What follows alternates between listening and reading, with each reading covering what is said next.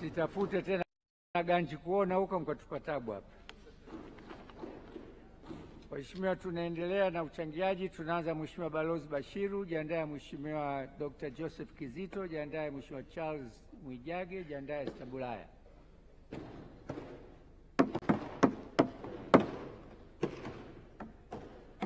Mheshimiwa Naibu Spika, nakushukuru sana kwa kunipa nafasi ya kuchangia katika hotuba ya mtoa hoja. Nimemsikiliza kwa makini mtoa hoja, na kwa kweli ana ustadi wa lugha.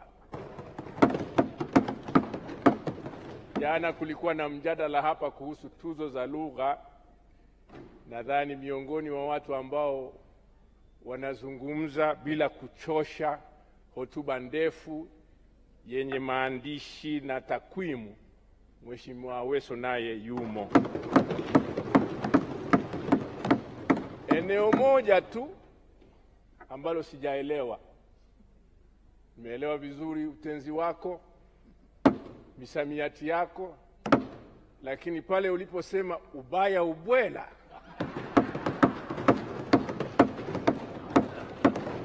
sijakuelewa kabisa, na sina hakika kama Mheshimiwa Naibu Spika amekuelewa. Ni kwa sababu ya kanuni tu zinanizuia, lakini tungezua mjadala wa mwongozo. Sasa nakubaliana na wewe Mheshimiwa Spika, hoja hii inajadilika, lakini kwa upande mwingine inaeleweka, na kwa hiyo haiwezi katupotezea muda mrefu. Nianze kwa kuunga mkono hoja. Naipongeza kamati ya uongozi chini ya Mheshimiwa Spika kwa kuunda kamati maalumu ya maji na mazingira. Na kwa mara ya kwanza katika bunge la 12, Mheshimiwa Naibu Spika, tumepata kamati ambayo mimi ambaye nimekuwa mjumbe wa kamati hii tangu mwanzo mpaka tunahitimisha, nakiri kwamba yaliyoelezwa ya miaka minne ni makubwa na yanastahili kuonekana ni mafanikio ya kimapinduzi.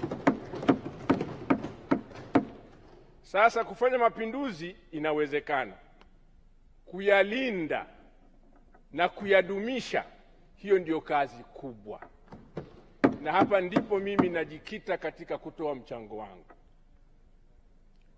Mapinduzi makubwa sana yamepatikana, lakini mimi napendekeza nyenzo 4 ambazo zitatusaidia kuyalinda na kuyadumisha mapinduzi haya kwenye sekta ya maji. Sitaki kuwachosha, yameelezwa mengi sana yaliyofanyika, lakini mimi natambua nyenzo kuu 3 ambazo ndio mlinzi wa mapinduzi haya ambayo yametajwa katika sekta ya maji. Ya kwanza ni sera, na hapa napongeza waziri kwa namna ambayo mmefanya marekebisho mazuri sana na makubwa katika sera ya sasa ya mwaka 2002 na marejeo yake ya mwaka 2025.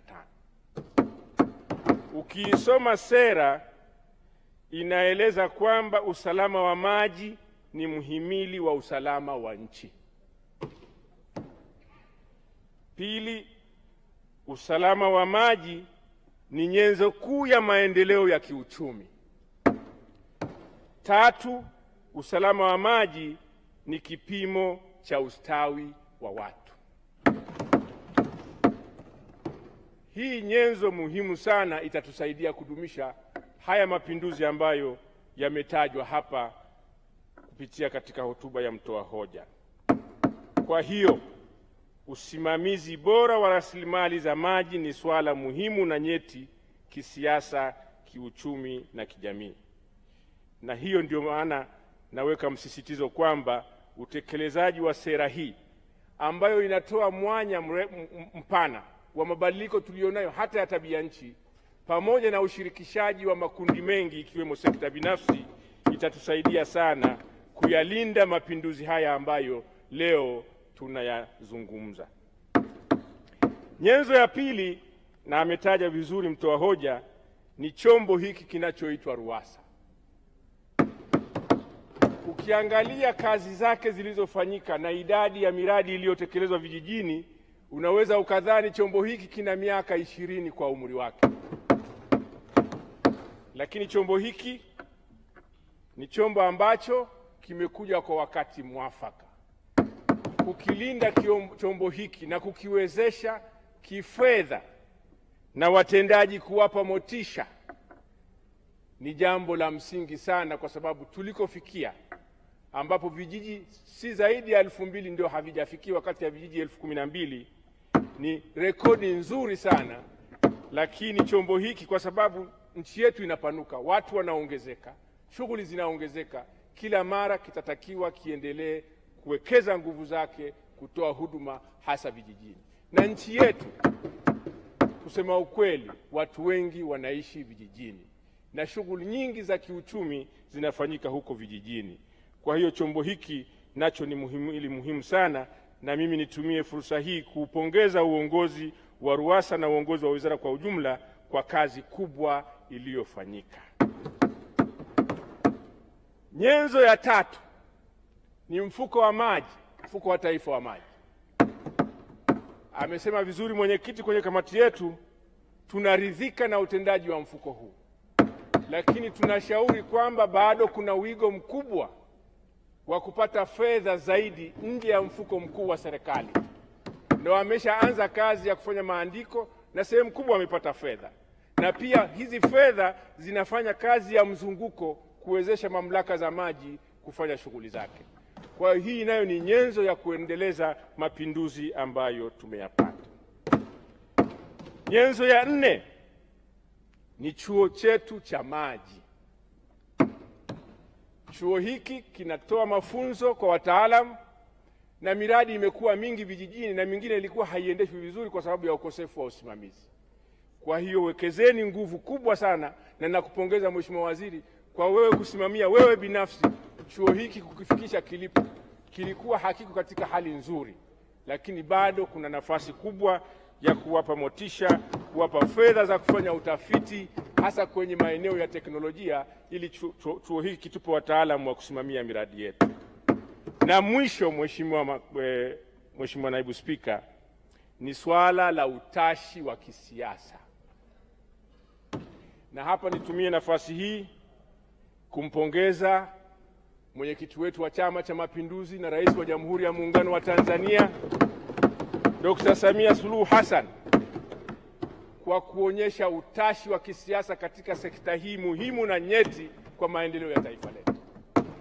Tulipoanza kwenye kamati mwaka 2021-22 tulikuwa na bajeti ya bilioni 680. Mmesikia leo tunazungumzia bajeti ya trilioni 1. Huo ni utashi wa kisiasa ambao unatupa ni nyenzo muhimu sana ya kudumisha mapinduzi yaliyopatikana.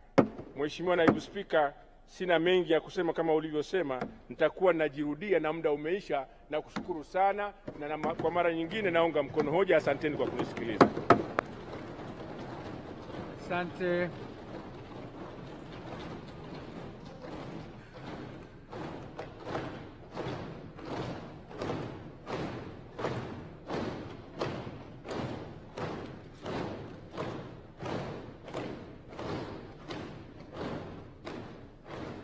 Mheshimiwa Bunge, kuna tangazo kutoka kwa Katibu wa Bunge.